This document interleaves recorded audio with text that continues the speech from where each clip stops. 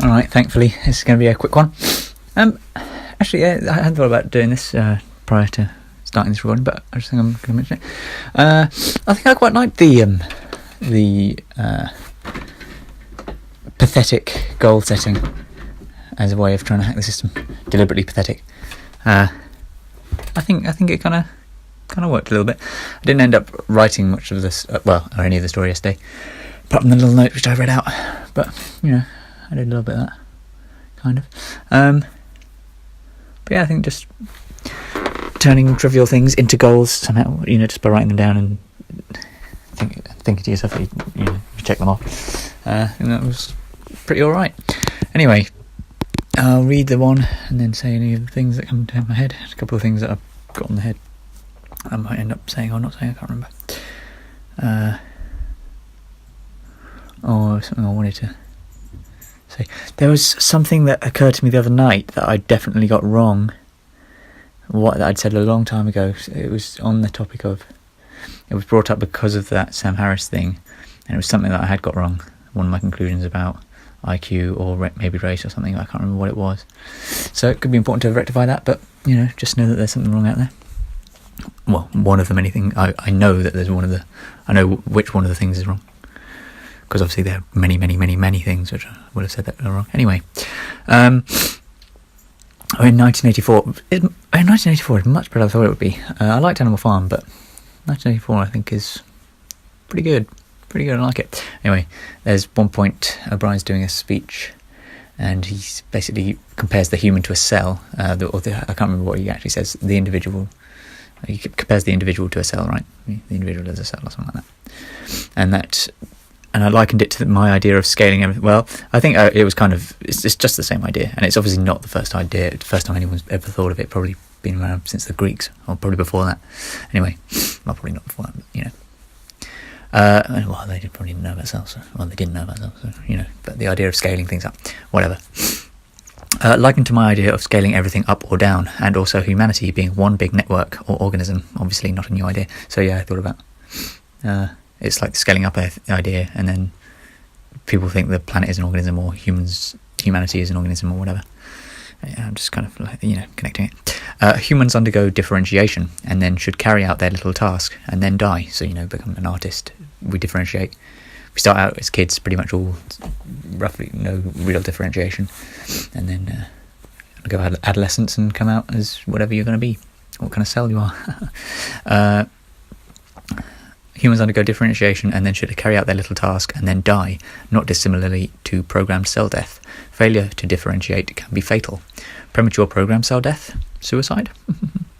Instead of extrinsic chemical factors, subliminal and liminal expressions of body language and actual language convey the collective organism's unconscious directive. And I know that's basically saying the collective unconscious, which is something that Carl Jung's on about.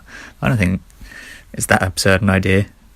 The idea that, well, if you have an individual unconscious, it's just... I don't know how I'm going to say this, actually. I don't think there's anything mystical about it. I don't think there needs to be anything otherworldly. Just to have...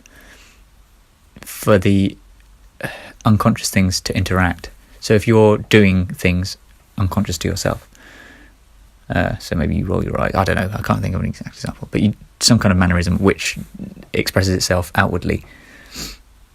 So it's not reading minds. I mean, they're actual visible or verbal or whatever audible cues that you might express without knowing that you express them, and people might pick up on them without knowing that they pick up on them. So it would be an entirely unconscious transaction, but I think it's still could have effects, right? Anyway, I don't think I said that well, but roughly. Instead of extrinsic chemical factors, organism unconscious directive, also intrinsic factors present in cells, therefore humans too. So there are obviously intrinsic mechanisms within the cell that it uses. So like P53 is a inhibitory. I can't remember what you call it now. Anyway, it self-regulates. So maybe that's what people who commit suicide often talk of feeling unwanted or useless and then hate themselves. Maybe that's a kind of mechanism within the individual. And here was an interesting little thought. If you imagine the average lifespan of a cell to be approximately 1 month, and I don't know why, but I just get it rounding, and the average lifespan to be favourable, a modern human as 90 years, comparing the ratio, that's probably not accurate, it's definitely not accurate, comparing the ratio of cell to human, and then considering the human as a cell of humanity, and extrapolating the ratio to humanity itself, humanity should exist for approximately 8.5 million years. And obviously that sounds pretty ridiculous, but you like it. I like it because it means there's only about 2 million years, 2 million years left of humanity, because we started about 6 million years ago, roughly. I looked that up. Of course, this is a pretty gross analogy, and by changing the parameters, one can turn the numbers to read whatever they want to do, whatever they want them to. And also, you can't. I mean, it wouldn't. A lot of thoughts came to my head as I was thinking about these things, but none of it's really anything.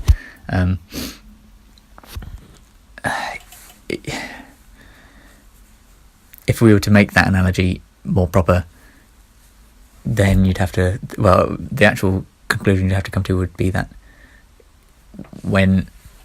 if humanity then becomes the cell, and humans, if a human becomes the cell and humanity becomes the organism, then the organism should continue by replacing the cell. So as a human dies, right, it replaces itself. So then humanity, you'd have to imagine, could also be a cell of some bigger organism, which would be, I don't know, the whole of nature or evolution or whatever. And so it would have to have a child, like humans have children, and or something. But it doesn't work. Okay, it's too vague. I mean, you can draw similarities between them, of course. It's just physics and stuff, isn't it?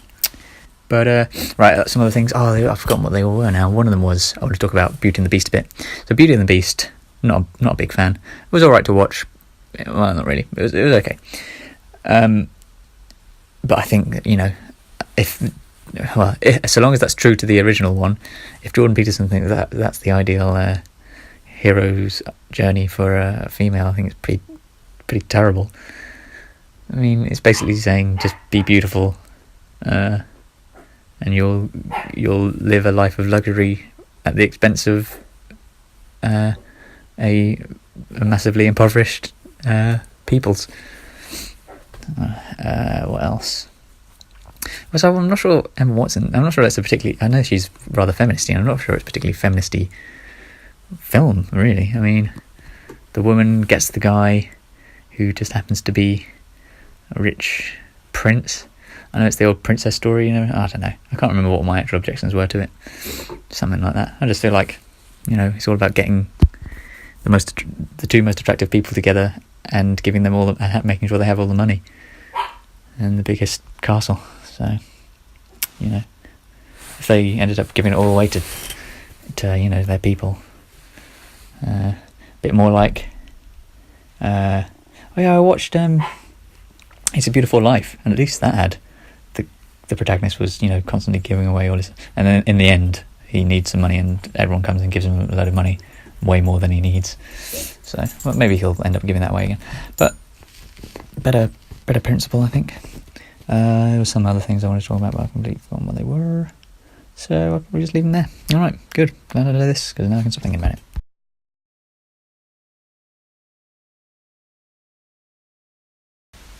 I just remember one of the other things I want to say.